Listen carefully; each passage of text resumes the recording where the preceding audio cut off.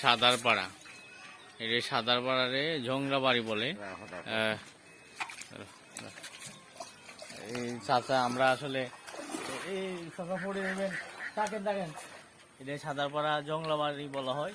আমি আসলে 2022 সালেও আমার চাচা ছিল ওই কলোনিতে, আমি এসেছিলাম ত্রাণ টানে 2-3 বার এসেছিলাম। ওনার হচ্ছে মোতালিব চাচা, দীর্ঘদিন থেকে উনি ওইখানে বসবাস করে। আসলে এখানে বন্যা যে কারণে হয়ে থাকে, আমরা মূল জিনিসটা আমাদের নজরে আনতে হবে। এটা হচ্ছে যে নদী খনন, যে সুরমা নদী স্বাধীনতার পরে এখনো কোনোদিন শুনি নাই যে সুরমা নদী খনন হয়েছে।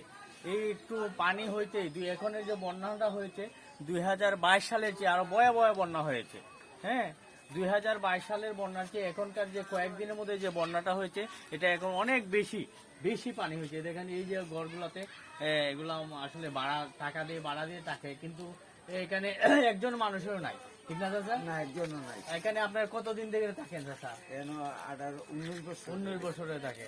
মানে বেশি বৃষ্টি হইলে এইরকম হয়ে যায়, তখন আপনারা কিভাবে যান? ও তো চাইনা কিনিয়া শেষার ইয়ের স্কুলও যার নটু যা স্থান পাই স্থানের মাঝে গিয়া আর সেকেন্ড থাকি।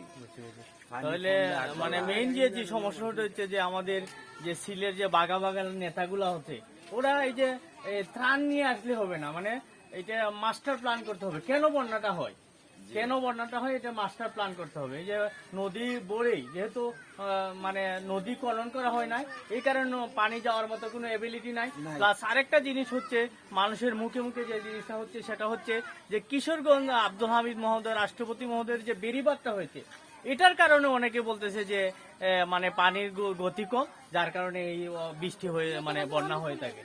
তাই আমি মনে করি এগুলো সলভ করতে হবে এবং সিলেটের যে নেতাগুলো আছে এগুলোর দিকে নজর দিতে হবে। শুধু মানে বন্যা আসলেই পানির মধ্যে আইসে চলে গেলেন এটা হলে হবে না, ওদেরকে মানে মূল জিনিসটা করতে হবে, নদী খননের ব্যবস্থা করতে হবে। সবাই ভালো থাকবেন, চাচা ভালো। গত 22 সালের বন্যায় আমি এসেছিলাম নি আপনাদের কাছে, আমি এসেছিলাম 2-3 বার এসেছিলাম ওদের ঘরে। তাই ইনশাল্লাহ এবারও আমি চেষ্টা করতেছি তাদের পাশে দাঁড়ানোর জন্য। সবাই ভালো থাকবেন।